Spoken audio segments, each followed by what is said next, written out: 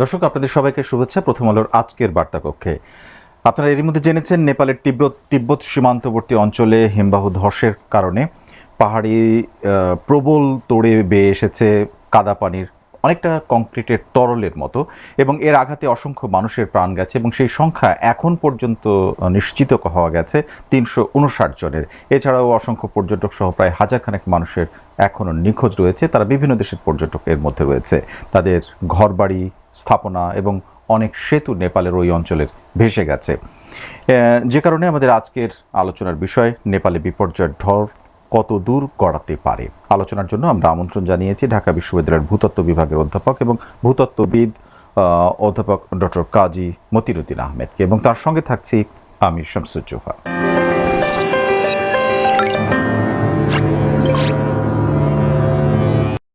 আকিজ সিমেন্টে তৈরি এ বাড়ি, সিমেন্টে লোহার শক্তি। আয়রন স্ল্যাগ সমৃদ্ধ আকিজ সিমেন্ট, সিমেন্টে লোহার শক্তি। দর্শক, নেপালের এই বিপর্যয়ের ঢল আসলে কতদূর গড়াতে পারে, আজকে দ্বিতীয় দিন সেই বিষয়টি নিয়ে আলোচনা করব। আমরা সরাসরি এখন চলে যাচ্ছি আমাদের আজকের অতিথির কাছে। ভূতত্ত্ববিদ ডক্টর কাজী মতিউদ্দিন আহমেদ, আপনাকে স্বাগত। ধন্যবাদ।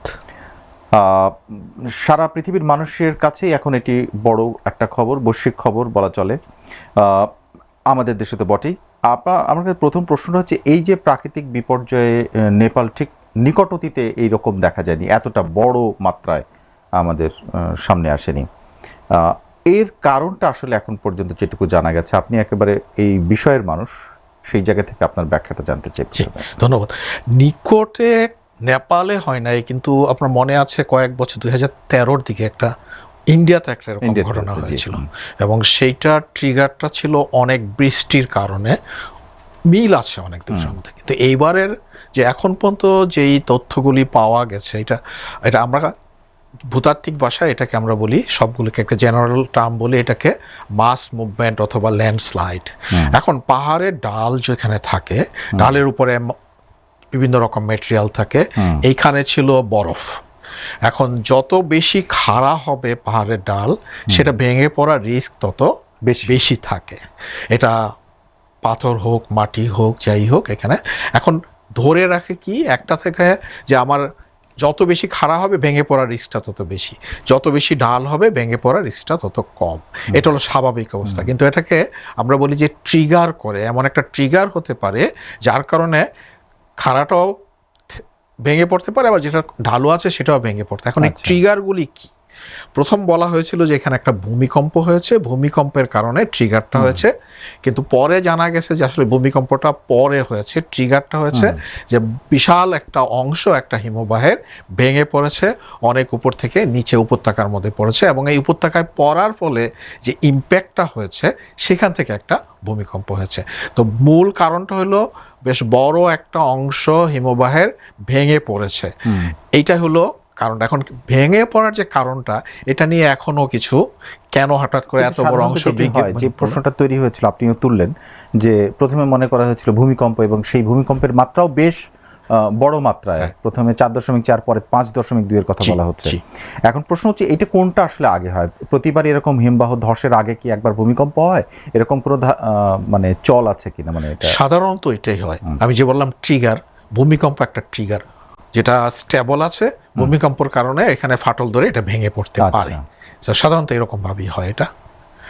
তো এইবারের ক্ষেত্রে বলা হচ্ছে যে ভেঙে পড়েছে আগে, তারপরে ওইটার ইম্প্যাক্টে একটা ভূমিকম্প হয়েছে।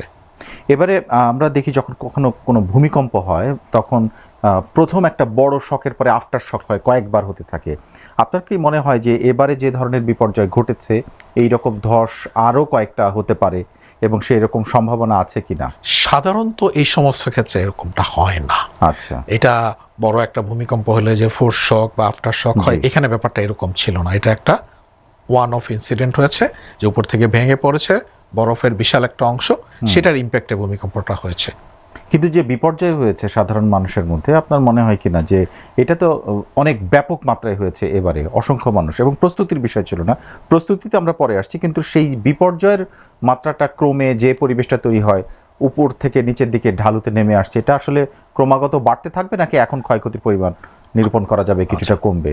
আস্তে আস্তে যত আপনি উপরে থাকবেন, ওখানে পানির স্রোত তত বেশি থাকে, ডেব্রিস যেগুলি বড় বিভিন্ন সাইজের যে পাথরটা, তো এগুলির পরিমাণ বেশি থাকে। তো এবং পানির স্রোত এবং অন্যান্য যে বড় বড় পাথর যদি থাকে এর সঙ্গে মিক্সড, প্লাস কাদামাটি অনেক মিলে, যত উপরের দিকে যত বেশি স্রোতে পানিটা চলবে তত ক্ষয়ক্ষতির সম্ভাবনা বেশি। তো নিচের দিকে যখন আসতে থাকে তখন আস্তে আস্তে এই বড় বড় পাথরগুলি নিচের দিকে আর আসতে পারে না, এগুলি ছোট হতে থাকে এবং স্রোতও কমতে থাকে, যার ফলে নিচের দিকে যত আসতে থাকবে তখন এটার ক্ষয়ক্ষতির পরিমাণটা আস্তে আস্তে কমতে থাকবে। আচ্ছা, একটা বিষয় যে মানুষের প্রাণহানির যে হিসাব সেইটা হয়তো এই মুহূর্তে করা যাচ্ছে না। আমরা গতকালকে থেকে আজকে এখন পর্যন্ত ক্রমাগত বাড়তে দেখছি। এখন সবশেষ আমি আসার আগে দেখলাম 359 জন এসে দাঁড়িয়েছে, এটা হচ্ছে মৃত্যুর সংখ্যা। কিন্তু কতজন মানুষকে নিখোঁজ এইটা কিন্তু নির্দিষ্ট করে বলা যায় না।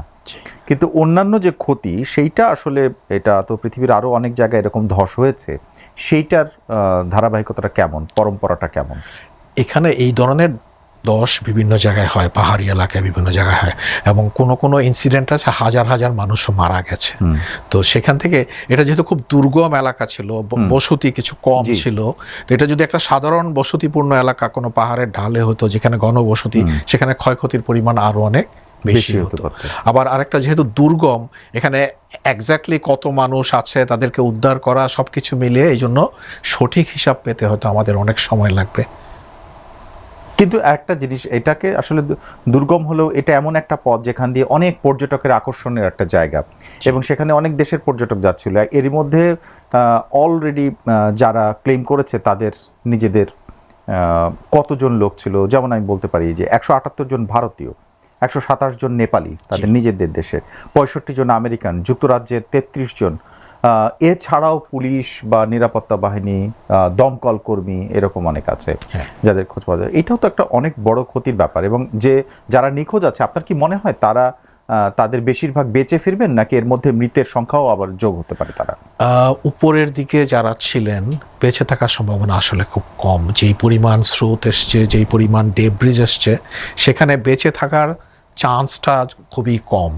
এখন এমন হয় কিছু কিছু জায়গায়, যেমন যেদিক দিয়ে স্রোত যাচ্ছে তার উল্টা দিকে, যেমন একটা খবর এসছে যে একটা আম গাছের জন্য একজন বেঁচে গেছে। তো এখানে সংখ্যাটা আসলে রিস্কটা অনেক বেশি, ওখানে বেঁচে থাকার সম্ভাবনাটা অনেক কম, যেহেতু উপরের দিকে ইম্প্যাক্ট অনেক বেশি থাকে। এখানে বড় বড় দুইটা কারণে হয়, একটা হলো স্রোতের সঙ্গে ভেসে চলে যাচ্ছে, বড় বড় পাথর এসে অ্যাটাক হিট করছে, এই সমস্ত কারণে ওখানে বেঁচে থাকার চান্সটা অনেক কম। আর যেটা বলছিলেন, যেটা পর্যটকদের জন্য একটা খুব পপুলার ট্রেইল ছিল, তো সেই জন্য অনেক দেশের পর্যটক ছিল। এবং এই তাদের যাদেরকে খুঁজে পাওয়া যাচ্ছে না এখন পর্যন্ত, আজকে প্রায় 24 ঘন্টা যখন পার হয়ে যায়, এরপরে 48 ঘন্টার দিকে যায়, তখন সেই সম্ভাবনাটা ধীরে ধীরে কমতে থাকে। সেটা এখনো যে কিছু বললাম যে কেউ হয়তো কোনো একটা যখন স্রোত যাচ্ছে তার বিপরীতে যদি কোনো যে একটা বাধা থাকে, সেখানে কেউ যদি ট্র্যাপড হয়ে থাকতে পারে, এরকম হতে পারে। দুই একটা ছবিতে দেখা গেছে যে ঘরের ভিতর থেকে, মাঠ থেকে লোকজনকে বের করে আনছে। তো যত সময় যাবে এই সম্ভাবনাটা আস্তে আস্তে একটু কমে আসবে। এখানে যদিও অনেকগুলো দেশ, যেমন বাংলাদেশ থেকে শুধু শোক প্রকাশ করা না, তার সঙ্গে সঙ্গে বলা হচ্ছে যদি কোনো সহযোগিতার ক্ষেত্রেও তারা হাত বাড়িয়ে দিয়ে বসে আছে।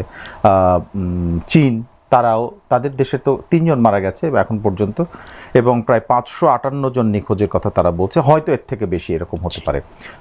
তারাও সহযোগিতার ক্ষেত্রে চেষ্টা করছে। কিন্তু আপনার কাছে মনে হয় এখানে হেলিকপ্টার দিয়ে কিংবা অ্যাম্বুলেন্স দিয়ে এই যে ধস এবং এর যে প্রকৃতি, সেটার সঙ্গে লড়াই করে আসলে মানুষ পেরে ওঠে? অ্যাম্বুলেন্স যাওয়ার মতো ওখানে কোনো সুযোগ নেই আপাতত। একমাত্র রেস্কিউ হলো এয়ার রেস্কিউ, যেটা যদি হেলিকপ্টারের কাছাকাছি স্পট করতে পারে কাউকে, স্পট করলে আবার হেলিকপ্টারটা কিন্তু ওখানে ল্যান্ড করতে পারবে না, উপর থেকে রূপ নামিয়ে বা যেভাবে তাকে তুলে আনতে হবে। আর অন্য কোনো উপায়ে ওখানে পৌঁছানোর মতো সময় একটু হয়তো সময় লাগবে, যে কিছু যখন এটার উপরের দিকে ইন্টেন্সিটিটা কমে আসছে অনেক আস্তে আস্তে, যখন একটা স্টেবল অবস্থায় আসবে, তখন ওখানে হয়তো অন্য অ্যাপ্রোচে হেঁটে বা অন্যভাবে। এই যে আপনি বললেন যে হেলিকপ্টার নিয়ে 2-1 জনকে উদ্ধার করা, পুরো শরীরে কাদা মাখা এরকম কয়েকটা আমরা ভিডিও পেয়েছি, বেশ কয়েকটি আন্তর্জাতিক মিডিয়া এগুলোকে কভার করেছে। একজন বৃদ্ধ, তাকে উদ্ধার করা হয়েছে। কিন্তু এইভাবে আনতে আসলে মানে অন্য কোনো অ্যাপ্রোচে সেটা আসলে কি হতে পারে? অ্যাম্বুলেন্স তো যেতে পারবে না, কোনো গাড়ি তো এখানে যেতে পারছে না, কোনো উপায় নেই, হেঁটেও যেতে পারছে না। যে অনেক সময় যেটা হয় যে ল্যান্ডের মাধ্যমে হেঁটে হেঁটে যে সেটাও rescue সুযোগ করে, নেই। সেটাও এখন সুযোগ নেই। তো এখন একমাত্র এয়ার রেস্কিউটা হলো একমাত্র পথ, যদি স্পট করা যায় নড়াচড়া দেখে বা অন্য কোনোভাবে, তখন এছাড়া এই মুহূর্তে আসলে উদ্ধারের বিকল্প কিছু নাই আর। আপনি কিছুক্ষণ আগে ভারতের কথা বলেছেন, যেটি কয়েক বছর আগে ঘটেছে, কিন্তু সেটার যে মাত্রা সেটা অনেক কম ছিল এবং ক্ষয়ক্ষতির পরিমাণটা এত বেশি ছিল না যে হাজারের বেশি মানুষ, 1000 1500 মানুষ নিখোঁজ সেই রকম পর্যায়ে ছিল না। এর আগে 2025 সালে, মাত্র এক বছর আগে, সুইজারল্যান্ডের একটা দুর্ঘটনা ঘটেছিল। আর ভারতে আপনি বলছেন সেটি 2021 সালের একটা আকস্মিক বন্যার ঘটনা রয়েছে, যেখানে 200 জনের বেশি মানুষ না, প্রাণ আমি এটার হারায়। কথা বলছি না, তার আগে এটা হিমালয়ান সুনামি নামে পরিচিত। ওই বদ্রীনাথ কেদারনাথ ওই এলাকায় হয়েছিল, ওইখানে অনেক বেশি মানুষ মারা গিয়েছিল। আচ্ছা। এবং ওখানে উঁচু এলাকায় অনেক বেশি বৃষ্টি হয়েছিল। বৃষ্টি হওয়ার ফলে ওখানে এরকম তীর্থ এলাকা ছিল, ওখানে অনেক মানুষ ছিল। তো সেখানে মৃত্যুর সংখ্যাটা আমি এক্স্যাক্টলি বলতে পারবো না, বাট বেশ একটা বড় সংখ্যা ছিল। এখন আমার প্রশ্নটা হচ্ছে যে এই যে অভিজ্ঞতাগুলো, আগের যে ধরনের ঘটনাগুলো ঘটেছে, এখান থেকে যদি আপনি এটার সাথে কোনো মিল দেখতে পান কিনা, যে মানুষের যখন যেমন বৃষ্টি আসার আগে কিংবা ঝড়ের আগে একটা পূর্বাভাস পাওয়া যায়, এরকম দেওয়ার আসলে সুযোগ থাকে কিনা এই ধরনের ক্ষেত্রে? যদি ঘটনাটা হয় বৃষ্টির জন্য, বৃষ্টির কিছুটা পূর্বাভাস আগাম দেওয়া সম্ভব হয়, কিন্তু এখানে যে ট্রিগারটা হয়েছে এটা আর্থকোয়েকের কারণে হয় নাই, ভেঙে পড়েছে। এইটার পূর্বাভাস দেওয়া, তো নিবিড় পর্যবেক্ষণ ওই সমস্ত এলাকায় ওই স্যাটেলাইট ইমেজ দিয়ে পর্যবেক্ষণ করা হয়, কিন্তু এত অল্প সময়ের প্রজেকশন যে কবে থেকে এই ফাটলটা শুরু হয়েছে, কিভাবে ভেঙে পড়েছে, এইটার আসলে প্রেডিকশন করা এখনো অনেক ডিফিকাল্ট। আমরা আমাদের দর্শক যারা, তারা আসলে বাংলাদেশের খুবই মানে সমতল ভূমির মানুষ, আমাদের জন্য অনুমান করা একটু কঠিন। আপনি একটু এই বিষয়টি যদি বিস্তারিত যদি বলেন একটু, যে হিমবাহ ধস বলতে আসলে কি বোঝে? যেমন আমরা নদীর পানিতে ভেসে যাওয়া জানি, আবার এখানে পাথরের বিষয় আসছে, কাদা এতটা একেবারে পানির সাথে মিশে তরল কংক্রিট বলা হচ্ছে। এই পরিস্থিতিটা আসলে কিভাবে তৈরি হয় এবং এটা আসলে কিভাবে ঘটে? আচ্ছা, এখানে আমাদের দেশেও এগুলি কিন্তু ছোট আকারে হলেও হয়। আচ্ছা। পার্বত্য চট্টগ্রাম এলাকায়, কক্সবাজারে হয় মাঝে মাঝে। যেখানে আমাদের এখানে কেন হয়, বৃষ্টির কারণে হচ্ছে, বৃষ্টি এবং যে পাহাড়ের যে মাটি দুইটা মিশে একটা স্রোতের মতো তৈরি হচ্ছে। কিন্তু এইখানে যেটা হয়েছে, হিমবাহ মানে বরফ, বিশাল আকারের বরফের জমা থাকে ওখানে, যেগুলি আমরা গ্লেসিয়ার বা হিমবাহ বলি। তো এখন এই বরফগুলি সাধারণত জমা থাকে, জমাট বাঁধা অবস্থায় থাকে, ভার্টিক্যালিও থাকে, সেটা ভেঙে পড়ে না। কিন্তু এইখানে কোনো কারণে ফাটল তৈরি হয়েছে, যে কারণটা এখনো উদ্ধার করা যায়নি। ক্লাইমেট চেঞ্জের কথা বলা হচ্ছে, যে ক্লাইমেট চেঞ্জের কারণে কোনো ঘটনা হয়েছে কিনা সেটাও এখন পর্যন্ত নিশ্চিত করা যায়নি। এখন এইখানে যেটা হয়েছে, যে বরফ, এত বিশাল পরিমাণ বরফ, এটা যখন পড়লো এটার একটা ইম্প্যাক্ট হয়েছে এখানে। তারপরে এগুলি আস্তে আস্তে গলতে শুরু করেছে, যখন নিচে চলে আসছে গলে, সেখান থেকে আরেকটা ঘটনা এখানে হয়ে থাকতে পারে। আমরা কিছু এই হাই এলিভেশনে কিছু লেক থাকে, যেগুলিকে বলা হয় গ্লেসিয়াল লেক। যে গ্লেসিয়াল লেকের মধ্যে এখানে গ্লেসিয়াল মেল্ট পানি জমে, সেখানে পানিটা জমে থাকে, এগুলিও এরকম ডেব্রিজ দিয়ে ওয়াল পারগুলি বাঁধা থাকে। তো এইটার ইম্প্যাক্ট এমন হতে পারে যে ওখানে কোনো গ্লেসিয়াল লেক থেকে থাকলে সেটা হয়তো বার্স্ট হয়েছে এবং সেখান থেকে হয়তো পানি এখানে যোগ হয়ে থাকতে পারে। তো এইটা একটা সম্ভাবনা আছে, যেটা এখন পর্যন্ত সম্ভাবনা হিসাবে এটার কথাও বলা হচ্ছে। এই দুর্যোগটাকে বলা হয় গ্লেসিয়াল লেক আউটবার্স্ট। আচ্ছা। তো এইটাও হতে পারে, এর সঙ্গে যোগ হতে পারে আরেকটা। এবং এখানে কি হয়, তাহলে এখানে আরও বাড়তি পানি এখানে যোগ হচ্ছে, পানির ফ্লো যোগ হচ্ছে। তো এটা একটা সম্ভাবনা এখানে থাকতে পারে। যেমন ভারতের একজন ভূতত্ত্ববিদ, তিনি একটা বক্তব্য দিয়েছেন আজকেই। তিনি বলছেন, এটি নিশ্চিত যে হিমবাহের অগ্রভাগের একটি বড় অংশ ধসে পড়ার মাধ্যমে এই ঘটনার সূত্রপাত, অর্থাৎ শুরুটা কিভাবে এইটা তিনি বলেছেন। এর সঙ্গে সম্ভবত বিপুল পরিমাণ পাথর এবং পলিমাটিও নিচে নেমে এসেছে। হ্যাঁ, এটাই আমি যেটা বলছিলাম, ট্রিগার, ওইটা হলো সূত্রপাত। যে ফাটল ধরার পরে এটা যখন ভেঙে পড়ে গেল, এটা হলো ট্রিগার।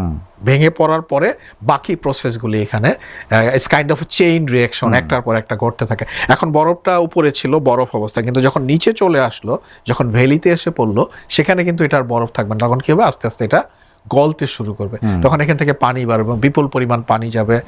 পানির সঙ্গে এই যেগুলি পলি, পাথর, এগুলি সব পানির সঙ্গে ফ্লো করে, যেটা আমরা দেখি মানুষের জন্য ভয়ঙ্কর হয়ে ওঠে, যেটাকে আমরা ডেব্রিস ফ্লো বলি।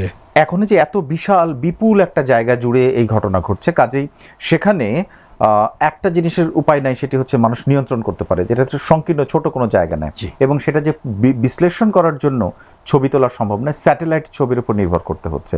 সেটা দেখে একজন বিজ্ঞানী তিনি বলছেন, অধ্যাপক তিনি বলেছেন যে দুর্যোগের আগের 24 ঘন্টা ওই এলাকার মানে যেখান থেকে এর সূত্রপাত ঘটেছে সেখানে প্রচুর পরিমাণে বরফ গলেছিল।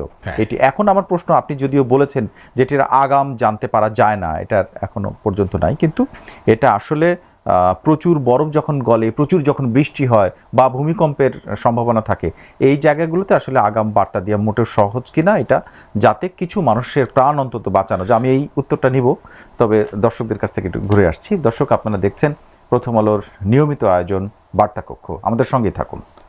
আকিজ সিমেন্টে তৈরি এ বাড়ি, সিমেন্টে লোহার শক্তি। আয়রন স্ল্যাগ সমৃদ্ধ আকিজ সিমেন্ট, সিমেন্টে লোহার শক্তি। ফিরছি আজকের আলোচনায়। আমাদের সঙ্গে আছেন আমাদের আজকের অতিথি, আমরা ঠিক ডক্টর কাজী মতিনুদ্দিন আহমেদ। আমরা যেই জায়গাটা বলছিলাম যে আগাম বার্তা দেওয়া যায় না, আপনি বলেছেন, তারপরেও যেহেতু এই যে পরিস্থিতিগুলো, যে ওই এলাকায় প্রচুর বরফ গলছে কিনা, বৃষ্টি হচ্ছে কিনা, এরকম থেকে পাহাড়ি এলাকার মানুষও ধারণা করতে পারেন কিনা? এখন কিছু কিছু আরেকটা জিনিস বলা হয় যে যারা ওইখানে কিন্তু কোনো জনবসতি নাই, এমন যদি একটা এলাকা হয়তো যেখানে কিছু জনবসতি আছে, তারা হয়তো কিছু আগাম ইন্ডিকেশন দেখতে পারতেন। কিন্তু যেহেতু এটা একেবারে জনবসতি শূন্য এলাকা, যেখানে ওটা অনেক এলিভেশনে, যেটা হিমবাহটা যেখান থেকে ভেঙে পড়েছে, তো এইখানে অবজারভেশনেরও একমাত্র উপায় হলো আপনার এই যে স্যাটেলাইট ইমেজারি, ওইটাকে অবজার্ভ করা। আর কয়েকদিন ধরে যে গোল ছিল, তো এখন এখানে একটা কথা ইদানিং বলা হচ্ছে যে হিমালয়ের বরফ, যে হিমবাহের বরফ গলছে, এই ব্যাপারটা কিন্তু নতুন না, অনেকদিন ধরে বলা হচ্ছে যে এখানে গ্লেসিয়ালগুলি সংকুচিত হচ্ছে, গলার রেট বেড়ে যাচ্ছে। আর এখন তো সামার টাইম, এই সময় টেম্পারেচার বেশি থাকে, কাজে এখানে গলার ব্যাপারটা এখানে যোগ হয়েছে। কিন্তু মূল কারণটা গলার চেয়ে বেশি যেটা হয়েছে যে এত বড় এলাকা কেন ক্র্যাক হলো, কেন এটা ভেঙে পড়লো, এই জিনিসটা হলো মূল ইস্যুটা। তো এটা বরফ যখন গলা শুরু হয় তখন কিন্তু সারফেস থেকে শুধু গলে, পুরো এলাকাটা জুড়ে কিন্তু ফাটল হয় না গলার কারণে। এখানে ফাটলটা কেন হলো, এই 2100 মনে হয় বলা হচ্ছে যে 2100 ফিটের মতো একটা এলাকা, বিশাল এলাকা, এত বড় এলাকার এত বড় একটা বরফের যে অ্যাভালাঞ্চ, যেটা আরেকটা টার্ম বলা হয়, এটা কেন হলো সেই ব্যাপারটা এখন পর্যন্ত অনেকটাই অজানা। একটা জিনিস সবসময় আলোচিত হয়, সেটি হচ্ছে জলবায়ু পরিবর্তনের ফলে উষ্ণতা বৃদ্ধি পাচ্ছে। এই আলোচনাটা খুবই পরিচিত এবং সব সময় করা হয়, কিন্তু আমার প্রশ্ন হচ্ছে যে তার এই জলবায়ু পরিবর্তনের ফলেই এই বিপর্যয়টা শুরু কিনা, যেটি যে গলতে শুরু করে, হিমবাহটা গলতে শুরু করে এবং বৃষ্টি বা পানি হয়, অথবা ফাটলের বিষয়টা আমরা জানি না, কিন্তু এটার সাথে এটার আসলে সম্পর্ক রয়েছে কিনা? গলার সঙ্গে অবশ্যই সম্পর্ক থাকে, এটা তাপমাত্রা বাড়লে সেটা বরফ গলবে। কিন্তু আমি যেটা বললাম, বরফ গললে এটা সারফেসিয়াল এলাকা যেটা, সেখানে গলনটা হয়। কিন্তু আপনি যে ফাটলটা হয়েছে, এটা কিন্তু অনেক ডিপ এলাকা ধরে ফাটলটা হয়েছে, যার ফলে এটা ভেঙে আসছে। তো সম্পর্ক হয়তো কিছু থাকতে পারে, যেটা এখনো আমাদের কাছে জানা না, অজানা, এবং সেটার জন্য যে সমস্ত তথ্য উপাত্ত পরে হয়তো কিছু স্যাটেলাইট, আরও যদি কোনো এলাকার অন্য কোনো স্যাটেলাইটের ছবি পাওয়া যায়, সেগুলি বিশ্লেষণ করে যারা যে গ্লেসিওলজিস্ট যাদেরকে বলা হয়, ওনারা হয়তো এই ব্যাপারে আরও কিছুদিন পরে হয়তো আমরা আমাদের নলেজটা আরও ইমপ্রুভ করতে পারি। আমরা একটা লেখা পড়ছিলাম, সেটা হচ্ছে নেপালের একজন পরিবেশ বিজ্ঞানী, তিনি সন্দীপ যোশী তার নাম। তিনি যখন বলছেন যে নেপালের ভূপ্রকৃতি সম্পর্কে তো নেপালের প্রশাসনের মানুষের জানা আছে, এটা নিঃসন্দেহে অনেক কঠিন একটা জায়গা এবং পাহাড়ের এত কাছে। প্রশ্ন হচ্ছে যে এই পরিকল্পনাকারীরা মাথায় রাখছেন না যে আবহাওয়ার পরিবর্তনটা অনেক বেশি ঘটে গেছে, তারা আসলে অনেক পিছিয়ে আছেন। আপনার মনে হয় কিনা যে এই পরিকল্পনার ব্যবস্থার ব্যর্থতার কারণে প্রাণহানি বেশি হলো কিনা, বা এই ঘটনাটার ক্ষতি বেশি হলো কিনা? আসলে এখানে আমি যে জিনিসটা জানি না, যে ওখানে এটা একটা পপুলার ট্রেল, এখন এখানে যেতে হলে পারমিশন নিতে হয়, বিভিন্ন রকম কন্ট্রোল আছে। তো এখন তারা এই রিস্কগুলা সম্পর্কে একেবারে ওয়াকিবহাল হবেন না সেটা বলা যায় না। তারা হয়তো রেগুলার যে সমস্ত রিস্ক সেগুলির কথা চিন্তা করেছেন, কিন্তু এখানে যে আকস্মিকভাবে এত বড় একটা বরফের অ্যাভালাঞ্চ হবে, সেটা হয়তো ওনাদের পরিকল্পনায় থাকার কথা না। এটা সম্ভব হয় না এরকমভাবে আগাম পরিকল্পনা করা। অনেক সময় হয় কি যে ছোট ছোট এরকম একই ধরনের ঘটনা আগে অনেক ঘটেছে। আপনার অভিজ্ঞতা কি বলে যে আসলে এই ধরনের হিমবাহ এত বড় যখন ফাটলটা হয়েছে, তার আগে ছোট ছোট ফাটল এবং এত পানি পাথর যখন নিচে নেমে এসছে, তার আগে খুবই অল্প পরিমাণে একই ধরনের ঘটনা ঘটে থাকতে পারে কিনা? না, সেগুলো আমলে নেয়ার বিষয় ছিল কি? এটা অনেক সময় যেটা বলা হয় যে প্রিকারসার, এইখানে আসলে এই ল্যান্ডস্লাইডের প্রিকারসারের চেয়ে যেগুলি আমরা স্টাডি করি বা চিন্তা করি যে ট্রিগার হলে, যেমন আমার এখানে একটা পাহাড়ের একটা ঢাল আছে, এখন এখানে কি কি কারণে ধস হতে পারে সেগুলি জানা থাকে। যেমন হঠাৎ করে অনেক বেশি বৃষ্টি হলে, আর্থকোয়েক হলে, যেগুলি আমরা কমন ঘটনা বলি, অথবা নিচের থেকে যদি আমরা পাহাড়ে যেটা করি মাটি কেটে ফেললে, তো এইখানে কিন্তু পুরাটাই প্রাকৃতিক। এখন ওখানে উপরে এই ধরনের ঘটনাগুলি ঘটার এখানে কোনো ইয়ে ছিল না। তো এখানে বড় কোনো রকম এমন একটা কারণ হয়েছে যার ফলে এত বড় একটা বরফের একটা অ্যাভালাঞ্চ হয়েছে। তো যে জিনিসটা এই ছোট কোনো প্রিকারসার এখানে আসলে ফাংশন করবে না। এটা বন্যার স্রোতের মতো এখন যেটা নেমে আসছে, এটা ভিজুয়ালি দেখা যাচ্ছে, অনেকে ভিডিওগুলো এখন সোশ্যাল মিডিয়ায় পাওয়া যাচ্ছে, আপনি নিশ্চয়ই দেখেছেন। এরকম নেমে আসলে ওপর দিক থেকে আবার ধস আরো বাড়তে পারে কিনা, তাতে বিপর্যয় দেখা যাচ্ছে দ্বিতীয়বারের মতো আরেকবার আসতে পারে, এরকম একটা সম্ভাবনার কথা অনেকে লিখছে। এরকম সম্ভাবনাটা আসলে কম থাকে, কারণ এটা একটা ভলিউম আছে যে কি পরিমাণ মেটেরিয়াল এখান থেকে ডিসলজড হয়েছে, কি পরিমাণ পানি এখানে ছিল। তো এগুলি যখন নিচের দিকে চলে আসে, আবার যদি কোনো কারণে আবার যদি আরেকটা বরফের এরকম টুকরা ধসে পড়ে, তখন আবার হতে পারে। কিন্তু এইটার আস্তে আস্তে উপরের দিক থেকে কমতে কমতে আসবে ইম্প্যাক্টটা নিচের দিকে। বলা হচ্ছে যে বিশ্বের দুইটি কার্বন নিঃসরণকারী দেশ, যেটা তাপমাত্রা বেশি হলে, একটি হচ্ছে ভারত, একটি হচ্ছে চীন। এই দুই দেশের মাঝখানে অবস্থিত একটা দেশ নেপাল, সেটা তার হিমবাহগুলো কয়েক দশকের থেকে এখন 65% দ্রুত গতিতে গলছে। তো 65% মানে তো অনেক দ্রুত গলছে আগের তুলনায়, তাই তো? তো সেইটার প্রস্তুতি হিসেবে আপনার কি মনে হয় যে কি থাকা দরকার? এই জলবায়ু পরিবর্তনের যে বিপর্যয়, তাহলে মানে ব্যাপারটা কি এরকম দাঁড়ালো যে দেশ কার্বন নিঃসরণ করতে পারে তারা এটাই করে যাবে আর ফল ভোগ করবে অন্য দেশগুলো? এটা আসলে একটা অনেক ডিবেটের একটা বড় জিনিস যে আমরা বাংলাদেশ, নেপাল, আমাদের মতো দেশগুলি আমরা সাফার করছি, কিন্তু আমরা আমাদের ইমিশন অনেক কম। এখন এটাকে যদি আপনি কমাতে চান, এটাকে কন্ট্রোল করতে চান, এটা কিন্তু বাংলাদেশ বা নেপাল কারোর পক্ষে সম্ভব না। এটা একটা গ্লোবাল একটা ট্রিটি দরকার। এবং এই জন্য যে কিছুদিন পরে পরে যে জলবায়ু সম্মেলন হয়, এখানে কিন্তু এই ইস্যুগুলো নিয়ে আলোচনা হয় যে আমরা এটা কিভাবে, এই যে তাপমাত্রা বাড়ানোটা কিভাবে কমাতে পারি, টার্গেট করা হচ্ছে, কার্বন ইমিশন কিভাবে কমানো পারছে। এখন টার্গেট করা আর এটাকে বাস্তবায়ন করা, দুটার মধ্যে অনেক ফারাক এখনো থেকে যাচ্ছে আর কি, যার ফলে আমাদের মতো দেশগুলি মনে হয় যে আরো অনেক দিন আমাদেরকে এই কুফলটা ভোগ করতে হবে। যেমন একটা অভিযোজন নীতি পরিবেশের ক্ষেত্রে বলা হয় যে 99 দিন, মানে শতভাগ না হলে একেবারে হয় না, 99 দিন কাজ করেছে ভালো, একদিন করে না। একদিন যদি এই ঘটনা ঘটে, এরকম একটা ধস ঘটে, তাহলে তো সারা বছরের ক্ষতি পুষিয়ে যাবে।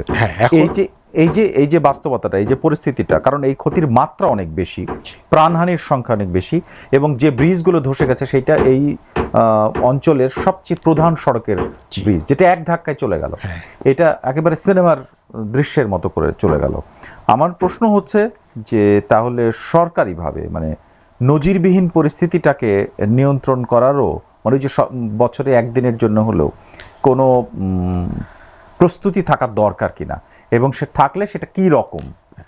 এখন যেটা একটা ব্যাপার হচ্ছে, এই ক্লাইমেট চেঞ্জের কারণে আমরা যেটা দেখতে পাচ্ছি, এগুলিকে বলা হয় ক্যাটাস্ট্রফিক ইভেন্ট। আচ্ছা, এই ক্যাটাস্ট্রফিক ইভেন্টগুলা আগে যেমন আমাদের দেশে একসময় বলা হতো যে 10 বছর পরে পরে একটা বড় বন্যা হয়, বা আরো বড় বন্যা হয় 100 বছর পরে পরে। আবার যেমন বড় আর্থকোয়েকের ক্ষেত্রে বলা হতো 100 বছর পর পর হয়। কিন্তু এই আমাদের যেমন সাইক্লোন, এটাও বলা হতো যে 10 বছর পরে পরে হয়। এখন এই ক্যাটাস্ট্রফিক ইভেন্টগুলার এখন কোনো রেগুলারিটি, এরকম আমরা যে রিটার্ন পিরিয়ড, এটা আসলে ঠিক থাকছে না। আরেকটা যেটা হচ্ছে যে এগুলির ইনসিডেন্স আগের থেকে বেড়ে যাচ্ছে। তো আমরা একটা হলো ক্লাইমেট চেঞ্জের একটা আসপেক্ট হলো যে আস্তে আস্তে আস্তে আস্তে টেম্পারেচার বাড়ছে, এটা হলো একটা দিক। কিন্তু আরেকটা যেটা বড় বিপর্যয় ঘটাচ্ছে যেগুলো, এই ফ্রিকোয়েন্ট ক্যাটাস্ট্রফিক ইভেন্ট, এইটার ক্ষেত্রে প্রস্তুতি খুব কঠিন। বাট আমাদের এখনকার যে অবজারভেশন সিস্টেম বা যা কিছু আছে, এরকম যখন সাইক্লোন হচ্ছে সেটাকে আমরা ধরতে পারছি কিছু কিছু ক্ষেত্রে। তো স্যাটেলাইট যে এখন অবজারভেশন সেটা অনেক বেড়েছে, তো হয়তো আমাদের সক্ষমতা হয়তো আরও বাড়বে, বাট এই ক্যাটাস্ট্রফিক ইভেন্টগুলো আমাদের এখন এটার জন্য আমাদের বিশেষ রকম প্রস্তুতি দরকার। যেরকম ক্যাটাস্ট্রফিক ইভেন্ট হতে পারে যেগুলো আগে বলতাম যে 1 in 100, সেটা ওটা এখন 1 in 100 না হয়ে আরও ফ্রিকোয়েন্টলি এটা হতে পারে, এবং সেই ব্যাপারে আমাদের তাহলে কিছু এখন নতুনভাবে যে আগাম প্রস্তুতির ব্যাপারগুলি আমাদের নতুন করে চিন্তা করতে হবে। এবং অবজারভেশন, এখানে মনিটরিং অ্যান্ড অবজারভেশন এটা খুব ইম্পর্টেন্ট। এটা নিয়ে আমার আরো একটা প্রশ্ন আছে, তার আগে আমি দর্শকদের কাছ থেকে একটু ঘুরে আসতে চাই। দর্শক, আপনারা দেখছেন প্রথম আলোর নিয়মিত আয়োজন বার্তা কক্ষ, আমাদের সঙ্গে থাকুন। আকিজ সিমেন্টে তৈরি এ বাড়ি, সিমেন্টে লোহার শক্তি। আয়রন স্ল্যাগ সমৃদ্ধ আকিজ সিমেন্ট, সিমেন্টে লোহার শক্তি। দর্শক, আমরা আবারও ফিরে এলাম, যাচ্ছি সরাসরি অতিথির কাছে। তাহলে ব্যাপারটা কি এরকম দাঁড়ালো যে নজিরবিহীন ঘটনা হয়তো গত এত বছরে আমরা শুনি নাই, এই ব্যাপারগুলো এখন আরো বেশি ফ্রিকোয়েন্ট মাঝে মাঝেই ঘটতে থাকবে, এই ভাগ্যের দিকে, দুর্ভাগ্যের দিকে আসলে বলতে হয় এটা যাচ্ছে কিনা? আনফরচুনেটলি আমরা মনে হয় সেদিকেই যাচ্ছি, যে আমাদের এই ক্লাইমেট চেঞ্জের একটা এরিয়া যেটা যে erratic behaviour and frequent catastrophic event, এটা আমাদের জন্য দুর্ভাগ্যজনকভাবে হলো। এটা এখন আমাদেরকে সামনে মনে আরও বেশি ফেস করতে হবে এরকম ঘটনাগুলি। এটা এটা একটা ভয়ঙ্কর ব্যাপার এবং এটা দুর্ভাগ্যজনক, আপনি বলেছেন। কিন্তু আমি যদি এভাবে বলি যে কিছু মানুষকে ওখান থেকে সরিয়ে নিয়ে, যেমন আমরা বৃষ্টির ক্ষেত্রে, ঝড়ের ক্ষেত্রে পূর্বাভাস পেলে করা হয়, সেটি সম্ভব হয়নি। কিন্তু নেপাল সরকারের তো পাহাড়ের পাশের দেশ, পাহাড়ের কোলের দেশ, যেটাকে বলা হয় যে হিমালয় কন্যা, সেই হিমালয়ের বিপর্যয়গুলো সম্পর্কে তাদের প্রস্তুতি এইগুলো থাকা দরকার ছিল কিনা? যদি এরকম কিছু ঘটে যায় তখন মানুষকে যেভাবে, এখন আপনি নিশ্চয়ই দেখেছেন টেলিভিশন এবং স্যাটেলাইট ছবি অন্য সব কিছুতে আমাদের দেশের এবং দেশের বাইরের গণমাধ্যমগুলোতে যেটুকু দেখা যাচ্ছে, সেটা যথেষ্ট মনে হয় কিনা আপনার কাছে? প্রস্তুতি আসলে বলতে গেলে মনে হয় না তেমন কোনো কিছু ছিল। আর এরকম যেটা আমি বললাম, যেরকম ক্যাটাস্ট্রফিক ইভেন্টের প্রস্তুতি নেওয়া আসলে খুব ডিফিকাল্ট। নজিরবিহীন ঘটনার আসলে নজিরবিহীন ঘটনা আসলে তো যে নজির নাই যেটার, আপনি সেটাকে কিভাবে সেটার প্রস্তুত হবেন কিভাবে?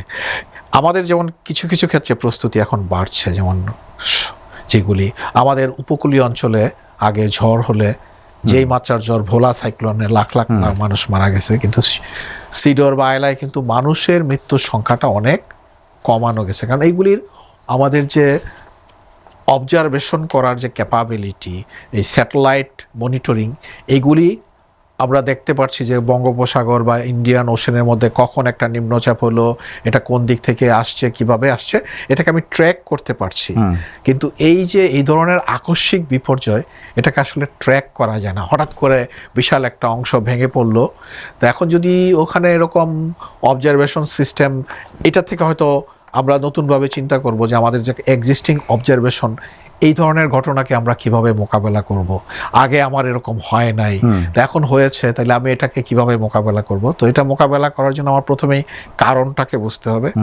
কারণটাকে বোঝার পরে আমাকে চিন্তা করতে হবে তাহলে আমি পূর্বাভাস পেতে হলে আমার আসলে সম্ভব কিনা, এবং আমার কি ধরনের অবজারভেশন সিস্টেম এখানে তৈরি করতে হবে। দ্বিতীয় হলো যে এখন এই একটা এলাকা সম্ভব, সেই অবজারভেশনটা করার যন্ত্রপাতি তো তৈরি হয়েছে, আমাদের এখন টেকনোলজিক্যাল অ্যাডভান্সমেন্ট অনেক হয়েছে, সেখানে হয়তো হাই অ্যালটিটিউডে স্যাটেলাইট মনিটরিং হয়তো করা সম্ভব হতে পারে কিছু।